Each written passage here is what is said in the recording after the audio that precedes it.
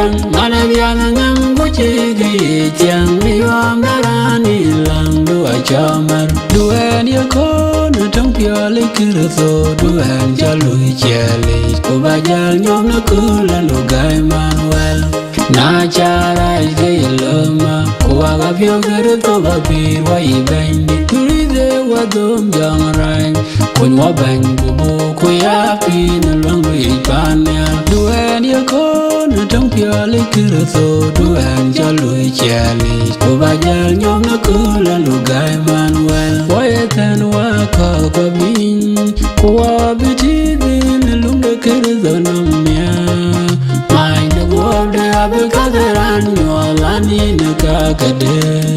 duen ya kon trong piali kirso duen jalui cheli ko bajal nyom na kula lugai manuel Ejalel ban Kurani achala chi yelian pino yedu kayelo la karan ban ubal geter ku jamalo